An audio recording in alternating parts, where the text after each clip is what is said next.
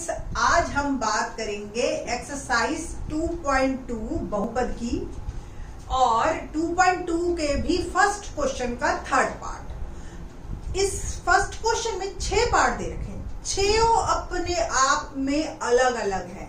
आप इनकी प्रैक्टिस के लिए आप और क्वेश्चंस अपने टीचर से मांगिए, अदरवाइज ये एक एक ही क्वेश्चन है अलग अलग तरीके का। तो थर्ड पार्ट में क्या चीज अलग है जो फर्स्ट और सेकंड में नहीं है, पहले मैं थर्ड पार्ट लिख लेती हूँ। 6x²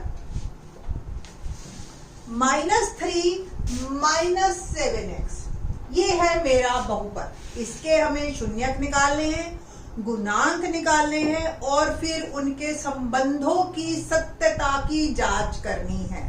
अगर आपने मेरा पिछला लेक्चर सुना है अच्छी तरह से तो फिर तो आप बहुत जल्दी कर लोगे, नहीं तो कोई बात नहीं, अब सीख लीजिए। अब अभी तक जो था, सबसे पहली इक्वेशन में जो ये बहुपद होता है उसके अंदर पहली टर्म हमेशा x² की, दूसरी x की और तीसरी कांस्टेंट होती है। इसमें हल्का सा फर्क है कि x पीछे है और 3 बीच में है, तो जल्दी मत करना इसके शून्यक निकालने की कि मिडल टर्म स्प्लिटिंग कर दूं मैं। आप इसको पहले प्रॉपर तरीके से लिखेंगे। मीन्स आप इसमें 7x पहले माइनस का यहां लेके आइए और माइनस का 3 वहां लेके जाइए और फिर इसको काम को शुरू करेंगे। तो इतना ही फर्क है इस क्वेश्चन में। मिडल टर्म स्प्लिटिंग क्या थी, यानी कि 7 के ऐसे दो संख्याएं निकालो जो घटाने पर तो 7 आए। देखो यहां अगर घटा है ना तो घटाने पे 7 आए, और अगर जमा होता तो जमा करने पे 7। ये वाला तीसरे वाला, तो घटाने पे तो 7 आए और गुना करने पर 6 तिये 18 आए। ठीक है जी। तो आप दो संख्याएं बहुत जल्दी सोच लोगे, मुझे पता है, पक्का मुझे उम्मीद है। एक सोचा मैंने 9 और एक सोचा 2। अगर मैंने 9 में से 2 घटा दिया तो 7 आ गया, और 9 को 2 से गुना किया तो 18 आ गया। एक प्लस एक माइनस का लेना तभी घटा के होंगे। अब यहां चिन्ह किसका चाहिए, माइनस का, तो बड़े वाले को मैं माइनस दे दूंगी और छोटे वाले को प्लस। तो 6x² -9x + 2x -3, ये मेरा नंबर है। बन गई 4 चीजें। बस अब तो मेहनत कम ही है। पहली 2 में कॉमन निकालो। देखो 6 और 9 में कॉमन 3 दोनों से जा रहा है, और इसके पास 2x है, इसके पास 1x है, तो 1x मैंने कॉमन ले। अब 6 में 3 चला गया, जब चला गया करते हैं तो भाग करते हैं, तो ये आ गया 2 और रह गया 1x। ऐसे ही 9 में से 3 चला गया, यानी कि 3 से भाग किया, बच गया 3। इन दोनों में कॉमन कुछ भी नहीं है, तो आप प्लस का 1 ले लीजिए, पर प्लस जरूर लिखना, बच्चे प्लस को इग्नोर मार जाते हैं। 2x -3। अब ये 2 टर्म है हमारे पास, पद है, इनमें ब्रैकेट टर्म देख रहे हो आप सेम है, तो ब्रैकेट को ले लीजिए कॉमन।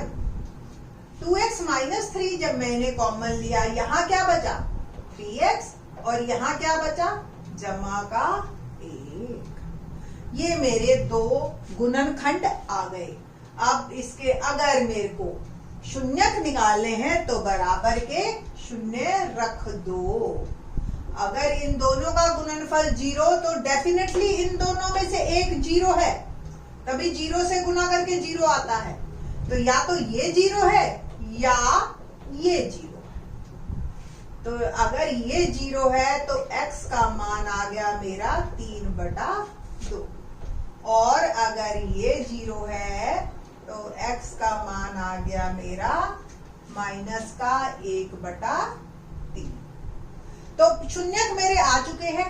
अल्फा आ गया 3/2, बीटा आ गया -1/3। आप प्रीवियस लेक्चर में अगर देखे हो तो हमने शून्यकों के नाम दिए थे अल्फा और बीटा। ठीक है जी। तो ये अल्फा बीटा। अब बात करते हैं हम किसकी, गुणांक की। तो गुणांक मैंने आपको याद है किससे किया था, हम कंपेयर करेंगे अपनी जो पोलिनोमियल हमें दे रखा है उसको ax² + bx + c से। तो a क्या है 6 है ना, एक्स स्क्वायर के साथ वाला ए प्लस माइनस साइन के साथ। बी क्या है, अब देखो आप वही एक्स के साथ कंपेयर करना, या इसको ऐसे लिख लो, कोई जल्दबाजी नहीं है। ओके, तो बी आ गया -7 और सी माइनस का 3। अब हमें सत्यता की जांच करनी है, और सत्यता की जांच तो हम तब करेंगे ना जब हमें संबंध याद होंगे।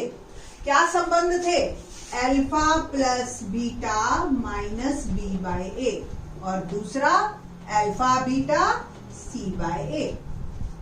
अल्फा वैल्यू डालनी है, सबकी वैल्यूज हमें पता है, देखते हैं left hand side right hand side के बराबर है या नहीं है। तो अल्फा 3/2, बीटा माइनस का 1/2, माइनस बी क्या है -7 और ए है 6। जो माइनस फार्मूले का है वो अलग लिखना है, जो बी में है वो अलग लिखना है। 3/2 प्लस माइनस माइनस 1/3, और ये वाला माइनस माइनस हो गया प्लस। लघुत्तम लेते हैं, 2 तिया 6, 2 से भाग किया 6 को, 3 आया, जो भी संख्या आई ऊपर वाले से गुना, 3 तिया 9, 3 दूनी 6, जो संख्या आई 2 एकम 2, 7/6। तो 7/6 और ये भी 7/6।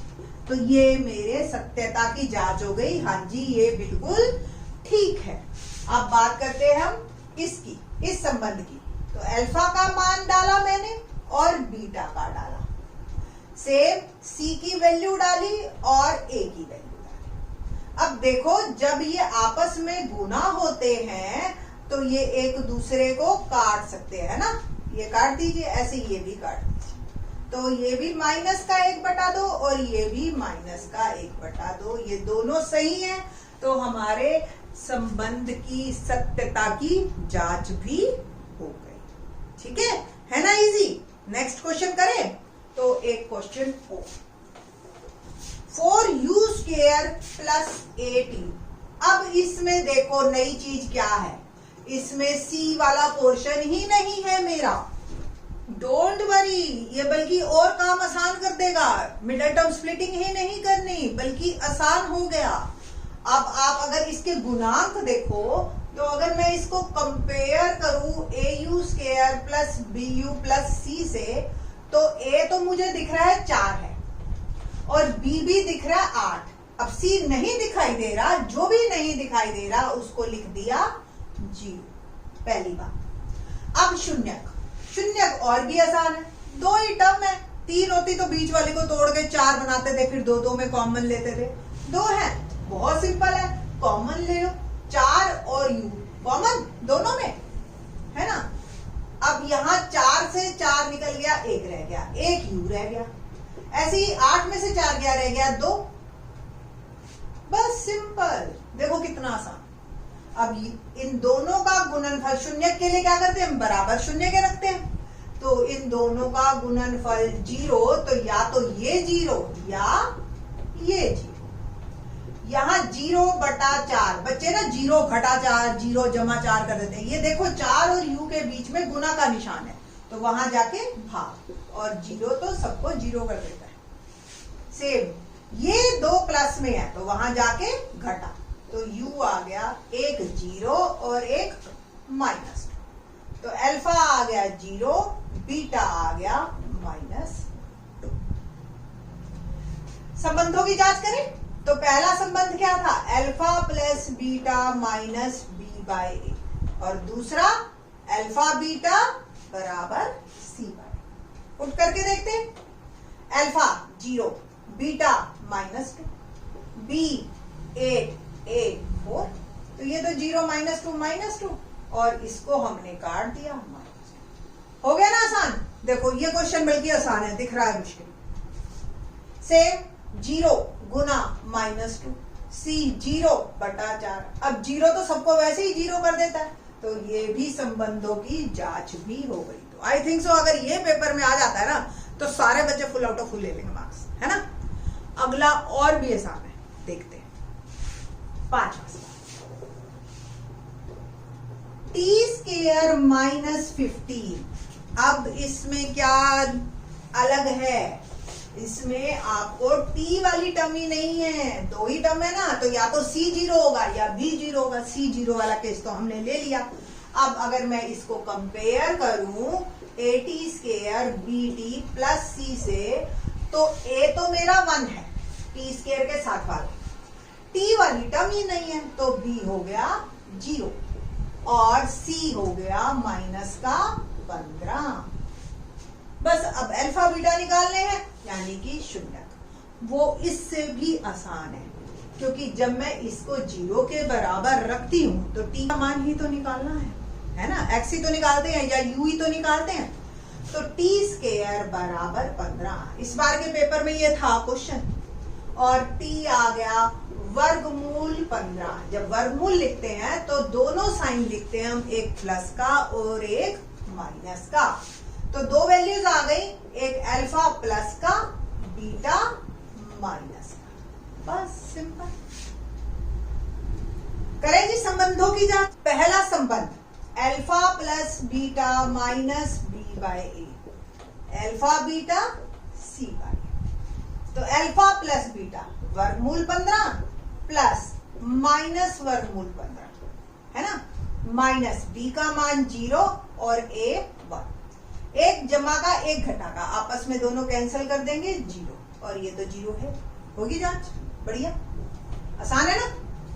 ऐसी अल्फा वर्गमूल 15 और बीटा माइनस वर्गमूल 15 और सी है माइनस 15 और ए है 1। दो वर्गमूल वाले सेम आ जाए तो वर्गमूल हट जाता, प्लस माइनस माइनस। तो ये भी मेरा संबंध सही आ गया। तो इस तरीके से जब बी या सी में से कोई 0 हो तो आपका क्वेश्चन बल्कि आसान हो जाता है। ए कभी 0 नहीं होगा, क्योंकि अगर ए ही 0 हो गया तो फिर द्विघात नहीं रहेगी। इसलिए दोनों केसेस ले लिए हमने, बी और सी 0 वाले। अब जो नेक्स्ट क्वेश्चन है उसको करेंगे हम इन द नेक्स्ट वीडियो और सेकंड क्वेश्चन। थैंक्स।